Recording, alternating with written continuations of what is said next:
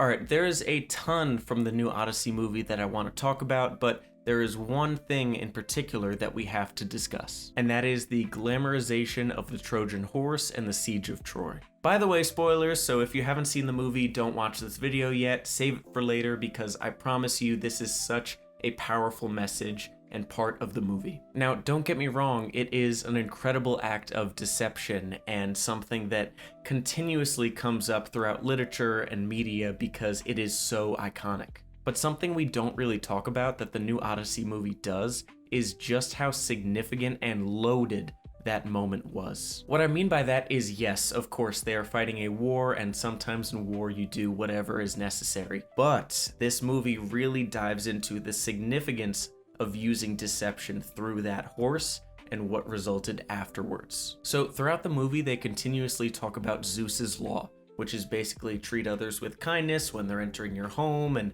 how do you pay respect to people, and all of that. Now let's bring it back to the war in Troy, okay? So the Greeks are stuck outside of Troy for 10 years on the beaches, and it is absolutely agonizing until Odysseus comes up with this genius plan. Now, I will say that it was cool to see the plan in action, how they're stuck in the horse and they are struggling. Some men are drowning because at first they're in the ocean. They are even getting stabbed, having to be quiet and sitting in and piss, and it is just this absolutely brutal way for you to open the gates of Troy. But as we know, it ends up working, and it ends up releasing a wave of rage and brutality. Once the gates of Troy are opened, it is an absolute slaughter. Women, children, warriors, anybody is dying, and it is an absolute, demolition of the city. Everything is being burned, people are being killed,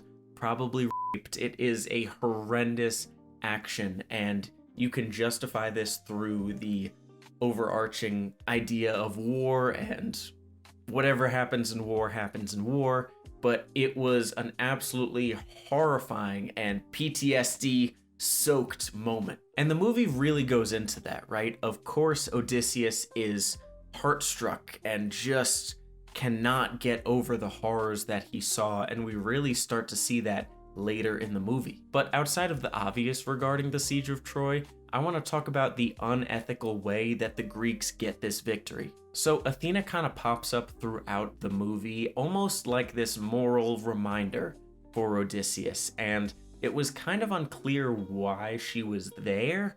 They didn't necessarily have a relationship, there weren't many lines, they weren't talking very much throughout the movie, and it was a bit unclear and ambiguous what her role in the movie was. Towards the end of the movie, as Odysseus is talking as a beggar to Penelope about the war and Trojans and the siege, he's going through these horrifying and gruesome details, and it is at this moment that Athena shows up. The truth is, and I've never seen this from any other media regarding the Odyssey, maybe it's out there, the truth is the Siege of Troy, the deception, the use of a Trojan horse being accepted as a gift, a token of peace, was extremely unethical. It was a symbol of the gods. It was a, not sacrifice, but a honoring, a token to Athena, to the gods. And it was an absolute desecration to something sacred. And in the movie, Odysseus even says, what if he knew exactly what he had done? And what he had done was use very deceitful means, use people's hospitality against them, use the love and the generosity of the gods, all of that is sacred in this ancient Greek life, and use it against them. And what resulted from it? Murder, pillaging, burning of buildings, rape. It was an absolute slaughterfest, all because one man had a genius idea of how to end the war. And Odysseus carries this with him. He really carries this with him. And in this moment, at least to us, he's kind of realizing all of this, and he sees Athena with tears in her eyes, and they interlock hands, and it's at this moment as a viewer that I'm like, holy fuck, you never even think about this. The Trojan horse is such an idolized and piece of media that is put on a pedestal, but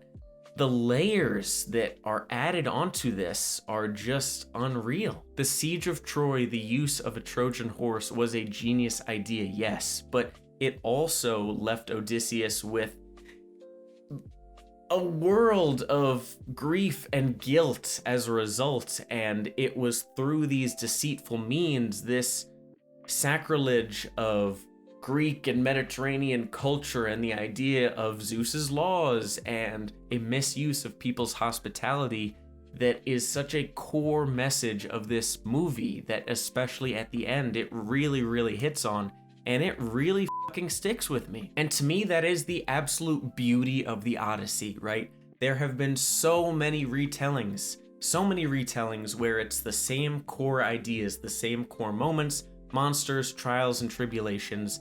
Odysseus is going to struggle and make it back home every single time. We know that. But what are these slight differences, these slight changes that we can add to continuously add depth to this thousands and thousands of years old story that continuously makes it better? And this is such a great angle for Christopher Nolan to take in, and I really hope people are appreciating it, because when Athena showed up on screen with tears in her eyes and they're showing the statue of her get cut down, and it is just such a powerful message that the sacred laws had been broken. Look, there are so many other amazing things about this movie, and some things that I was a little iffy about. The point is just of this video, because I could talk about a jillion things from this movie. The Trojan Horse and the Siege of Troy is such an absolutely loaded moment that this movie does an incredible job of adding layers to, and I just really appreciate it as someone who loves the Odyssey, as someone who owns the book and has read so many different adaptations and seen different media from it. I loved this layer that Christopher Nolan added because it truly deepens the story. I am absolutely going to make another video on the Odyssey because this movie was terrific and there are so many things to dive into, so make sure to subscribe, like, and comment. Let me know what you think about this movie, what you think about specifically the Troy stuff and the Trojan horse, because I couldn't believe it. I couldn't believe it when Athena showed up on screen and they're interlocking hands. I'm like, oh my god, this is just such a good added depth. I couldn't get over it. I can't get over it. I'm gonna keep talking about it. Anyway, I love you guys. Make sure to subscribe and talk to me in the comments. I can't get enough of this. And go watch the movie if you haven't. Don't watch this video. Go watch the movie. It's incredible. It's very long. And yeah, I'll see you next time.